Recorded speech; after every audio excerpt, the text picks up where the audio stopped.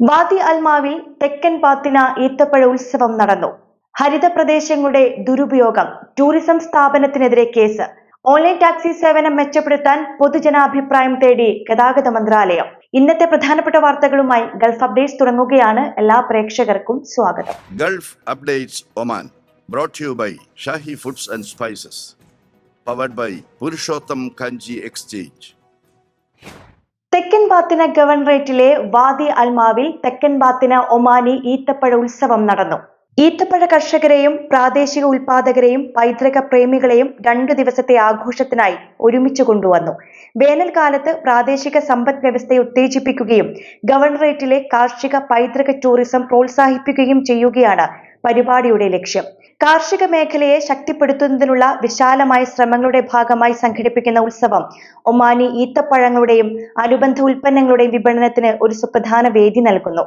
ഗവർണറേറ്റിലുടനീളമുള്ള 18-ലധികം പ്രാദേശിക സ്ഥാപനങ്ങൾ പങ്കെടുത്തു. ഉയർന്ന നിലവാരമുള്ള ഈത്തപ്പഴം, ഈത്തപ്പഴ വകഭേദങ്ങൾ, തേൻ, മറ്റ് പ്രാദേശിക ഉൽപ്പന്നങ്ങൾ എന്നിവയുടെ വിപുലമായ ശ്രേണി ഇവിടെ ഉണ്ടായിരുന്നു. ഉൽപ്പന്ന പ്രദർശനങ്ങൾക്ക് പുറമെ സന്ദർശകരെ ആകർഷിക്കുന്നതിനും ഉൽപാദകരെ പിന്തുണയ്ക്കുന്നതിനുമായി രൂപകൽപ്പന ചെയ്തിരിക്കുന്ന പരമ്പരാഗത സാംസ്കാരിക പ്രവർത്തനങ്ങളും പൈതൃക പരിപാടികളും ഫെസ്റ്റിവലിന് മാറ്റുകൂട്ടി.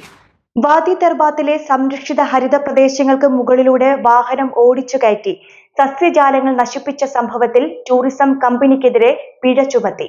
4 വീലർ വാഹനങ്ങളും വലിയ ട്രക്കും ഓടിച്ചു കയറ്റിയാണ് സസ്യങ്ങൾ നശിപ്പിച്ചത്. പരിസ്ഥിതി ലംഘനം ചൂണ്ടിക്കാണിച്ചാണ് കമ്പനിക്കെതിരെ നടപടി. പരിസ്ഥിതി സംരക്ഷണ നിയമത്തിലെ ആർട്ടിക്കിൾ 21 പ്രകാരമാണ് ടൂറിസം കമ്പനിക്കെതിരെ പിഴ ചുമത്തിയത്. പ്രകൃതിദത്ത സസ്യങ്ങളെയും ഹരിത ഇടങ്ങളെയും ദോഷകരമായി ബാധിക്കുന്നതോ നശിപ്പിക്കുന്നതോ ആയ പ്രവർത്തനങ്ങൾ നിരോധിക്കുന്ന ചട്ടമാണിത്. അതേസമയം ഖരീഫ് സീസണിൽ പ്രകൃതിയെ സംരക്ഷിക്കാനുള്ള ക്യാമ്പയിനുമായി പരിസ്ഥിതി അതോറിറ്റി ഊർജിതമാക്കിയിട്ടുണ്ട്.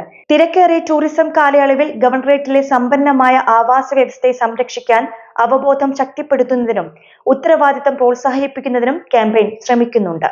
രാജ്യത്തെ ഓൺലൈൻ ടാക്സി സേവനം മെച്ചപ്പെടുത്തുന്നതിനായി പൊതുജനാഭിപ്രായം തേടി ഗതാഗത മന്ത്രാലയം.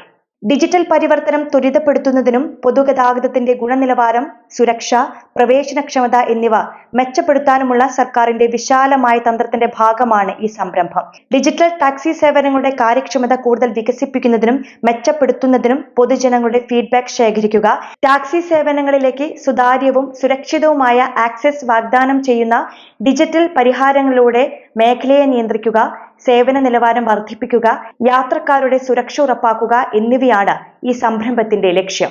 പൊതുധാർമ്മികതാ ലംഘനത്തിൽ ഏർപ്പെട്ടതിന് മത്രയിൽ 30 പേർ അറസ്റ്റിൽ. വിവിധ ഏഷ്യൻ രാജ്യക്കാരായ 21 സ്ത്രീകൾ ഉൾപ്പെടെയുള്ളവരെയാണ് റോയൽ ഒമാൻ പോലീസ് അറസ്റ്റ് ചെയ്തത്. മത്ര വിലായത്തിലുള്ള ഒരു ഹോട്ടലിൽ നിന്ന് മസ്കത്തിലെ പോലീസ് കമാൻഡാണ് അറസ്റ്റ് ചെയ്തത്.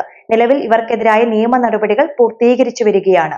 ഇതോടുകൂടി ഇന്നത്തെ ഗൾഫ് അപ്ഡേറ്റ്സ് പൂർണ്ണമാവുകയാണ്. നമസ്കാരം. ഗൾഫ് അപ്ഡേറ്റ്സ് നിങ്ങളുടെ വാട്സാപ്പിൽ ലഭിക്കുന്നതിന് നിങ്ങളുടെ പേരും സ്ഥലവും 96201150 എന്ന നമ്പറിലേക്ക് വാട്സാപ്പ് മെസ്സേജ് അയക്കൂ.